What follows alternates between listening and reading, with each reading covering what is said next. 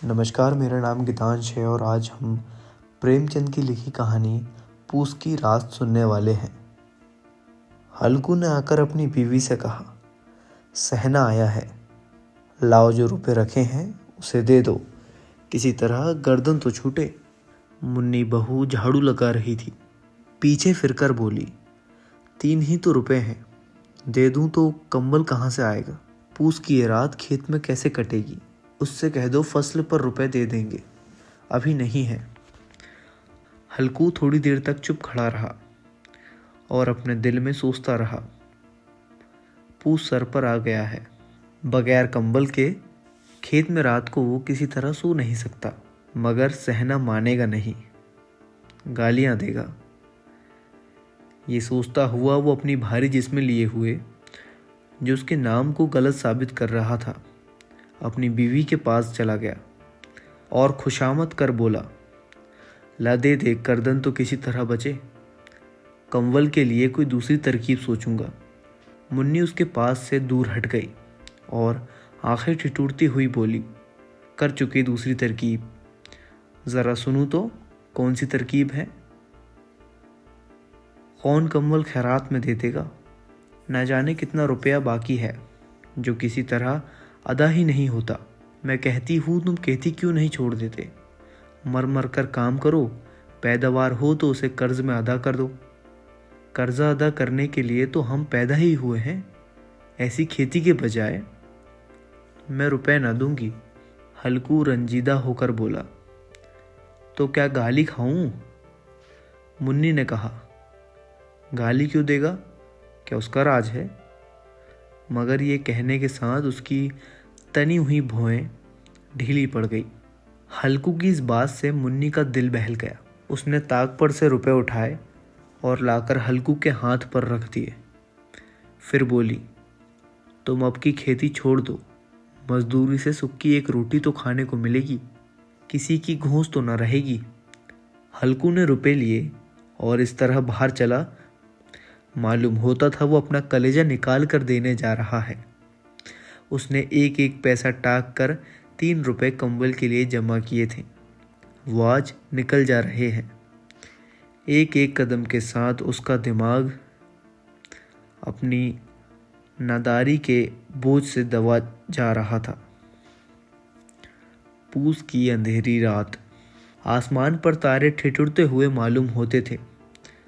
हल्कू अपने खेत के किनारे खोए के पत्तों की एक छतरी के नीचे बांस के खटोले पर अपनी पुरानी चादर ओढ़े कांप रहा था। खटोले के नीचे उसका साथी कुत्ता जबरा पेट में मुंह डालकर कूं कूं कर रहा था। 2 में से एक को भी नींद न आती थी। हल्कू ने घुटनों को गर्दन में चिमटाते हुए कहा, क्यों जबरा, जाड़ा लगता है? कहा तो था घर में प्याल पर लेटे रहे, तू यहाँ क्या लेने आया है? अब खास सर्दी? दौड़ते हुए आगे चला आया। जबरा ने लेटे हुए दुम हिलाई और एक लंबी अंगड़ाई लेकर चुप हो गया। शायद वो समझ गया था कि उसकी कू कू की आवाज़ से मालिक को नींद नहीं आ रही है। हल्कू ने हाथ निकालकर जबरा की ठंडी पीठ सहलाते हुए कहा, कल से मेरे साथ ना आना, नहीं तो ठंडे हो जाओगे। उठूं फिर एक चिलम भरूं, किसी तरह रात तो कटे। 8 चिलम तो पी चुका, ये खेती का मज़ा है। और एक भगवान ऐसे हैं जिनके पास अगर जाड़ा जाए तो गर्मी से घबरा कर भागे। मोटे गद्दे, लिहाज, कंबल, मजाल है कि जाड़े का गुजर हो जाए। तकदीर की खूबी है, मजदूरी हम करें, मज़ा दूसरे लूटें। हल्कू उठा, गड्ढे में ज़रा सी आँख निकाल कर चिलम भरी। जबरा भी उठ बैठा। हल्कू ने चिलम पीते हुए कहा, पिएगा चिलम? जाड़ा तो क्या जाता है, हाँ ज़रा मन बहल जाता है। जबरा ने उसकी मोहब्बत भरी निगाहों से देखा। हल्कू ने कहा, आज और जाड़ा खा ले, कल से मैं यहाँ प्याल बिछा दूंगा, उसमें घुसकर बैठना, जाड़ा ना लगेगा। जबरा ने अगले पंजे उसके घुटनों पर रख दिए और उसके मुंह के पास अपना मुंह ले आया। हल्कू को उसकी गर्म सांसें लगी। चिलम पीकर हल्कू फिर लेटा और ये तय किया कि चाहे जो कुछ हो जाए अब सो जाऊंगा। लेकिन एक लम्हे में उसका कलेजा कपकपाने लगा। कभी इस करवट लेता, कभी उस करवट। जब किसी तरह न रहा गया तो उसने जबरा को धीरे से उठाया और उसके सर को थपथपाकर उसे अपनी गोद में सुला लिया। कुत्ते के जिस्म से मालूम नहीं कैसी बदबू आ रही थी, पर उसे गोद से चिमटाते हुए ऐसे सुख मालूम होता था जो इधर महीने से उसे ना मिला था। जबरा शायद ये ख्याल कर रहा था बहिशत यही है, और हल्कू की रूह इतनी पाक थी कि उसे कुत्ते से बिल्कुल नफरत न थी। वो अपनी करीबी से परेशान था, जिसकी वजह से वो इस हालत को पहुंच गया था। ऐसी अनोखी दोस्ती ने उसके रूह के सब दरवाजे खोल दिए थे। उसका एक एक जर्रा हकीकी रोशनी से मुनव्वर हो गया था। उसकी मालिक की इस खास रूहानियत ने उसके दिल में एक जदीद ताकत पैदा कर दी थी जो हवा के ठंडे झोंकों को भी नाचीज समझती थी। वो झपट कर उठा और छपरी से बाहर आकर भौंकने लगा। हल्कू ने उसे कई मर्तबा पुकारा, पर वो उसके पास न आया। खेत में चारों तरफ तोड़ तोड़ कर भौंकने लगा। एक लम्हे के लिए आ भी जाता तो फौरन ही फिर दौड़ता। 1 घंटा गुजर गया। सर्दी बढ़ने लगी। हल्कू उठ बैठा और दोनों घुटनों को छाती से मिलाकर छुपा लिया। फिर भी सर्दी कम ना हुई। ऐसा मालूम होता था सारा खून मुंजमद हो गया, यानी जम गया। उसने उठकर आसमान की तरफ देखा। कितनी रात बाकी है? अभी 1 घड़ी से ज़्यादा रात बाकी है। हल्कू के खेत से थोड़ी देर के फासले पर एक बाग था। पतझड़ शुरू हो गई। बाग में पत्तों का ढेर लगा हुआ था। हल्कू ने सोचा चलकर पत्तियां बटोरी जाएं और उन्हें जलाकर खूब तापें। रात को कोई मुझे पत्तियां बटोरते देखे तो समझे कि भूत है। कौन जाने कोई जानवर ही छुपा बैठा हो। मगर अब तो बैठे नहीं रहा जाता। उसने पास के खेत में जाकर कई पौधे उखाड़ लिए और उसका एक झुंडा बनाकर हाथ में सुलगाता हुआ उबला लिए बाग की तरफ चला। जबरा ने उसे जाते देखा तो पास आया। हल्कू ने कहा, अब तो नहीं रहा जाता जबरू, चलो बाग की पत्तियां बटोरें। टाँठें हो जाएं तो फिर आकर सोचेंगे। टाँठें यानी तब जाएं, अभी तो रात बहुत है। जबरा ने कूकू करते हुए अपनी मालिक की राय जाहिर की और आगे आगे बाग की ओर चलता रहा। बाग में घंघोर अंधेरा था। यकायक एक झोंका मेहंदी की फूलों की खुशबू लिए हुए आया। हल्कू ने कहा, कैसी अच्छी महक आई जबरा, तुम्हारी नाक में भी खुशबू आ रही है। जबरा को कहीं जमीन पर एक हड्डी पड़ी मिल गई। वो उसे चूस रहा था। हल्कू ने आग जमीन पर रख दी और पत्तियां बटोरने लगा। थोड़ी देर में पत्तियों का एक ढेर लग गया। हाथ ठिठुरते जाते थे, नंगे पांव गले जाते थे और वो पत्तियों का पहाड़ खड़ा करता जा रहा था। उसी अलाव में वो सर्दी को जलाकर खाक कर देगा। उसकी लौ बड़े बड़े पौधों की पत्तियों को छू रही थी। इस रोशनी में बाग और खूबसूरत हो गया। हल्कू अलाव के सामने बैठा हुआ आग ताप रहा था। 1 मिनट में उसने अपनी चादर बगल में दबा ली। वो सर्दी को ललकार रहा था, तेरी जी में आए वो कर। सर्दी की इस बेपया ताकत पर फक्र पा रहा था।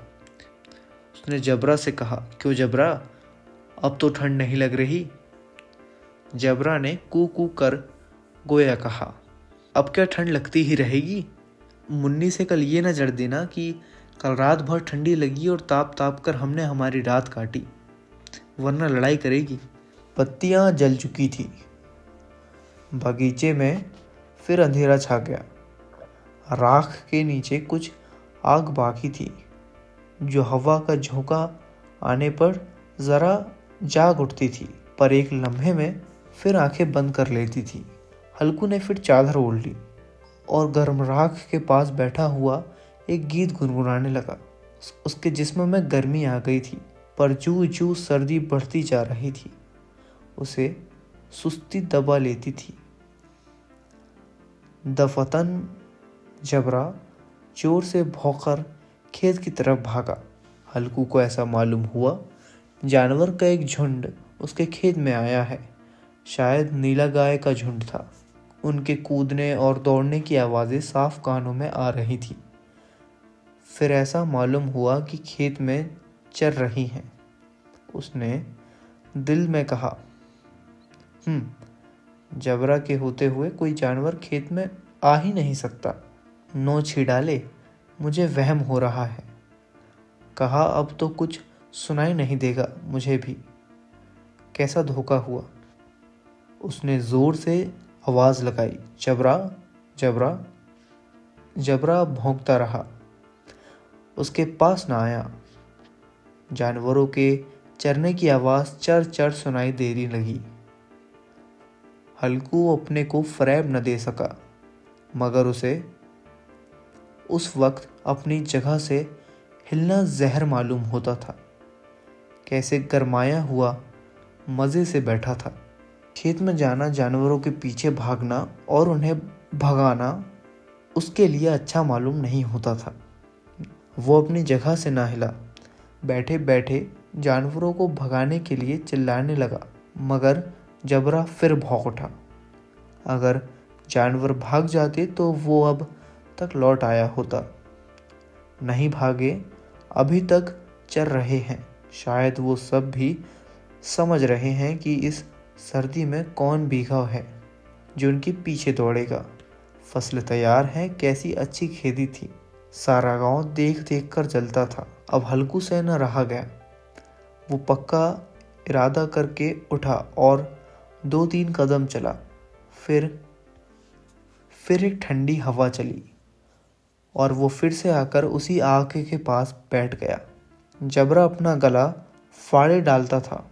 नील गाय खेत का सफाया किए डालती थी और हल्कू गर्म राख के पास वैसे ही बैठा हुआ था। आखिर वही चादर ओढ़कर सो गया। सवेरे जब उसकी नींद खुली तो देखा चारों तरफ धूप फैल गई है और मुन्नी खड़ी कर कह रही है, क्या सोते ही रहोगे तुम?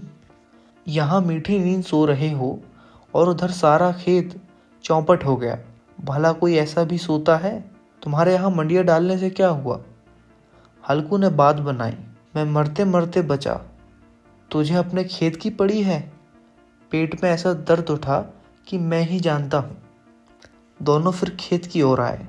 देखा खेत में एक भी पौधे का नामो निशान न था।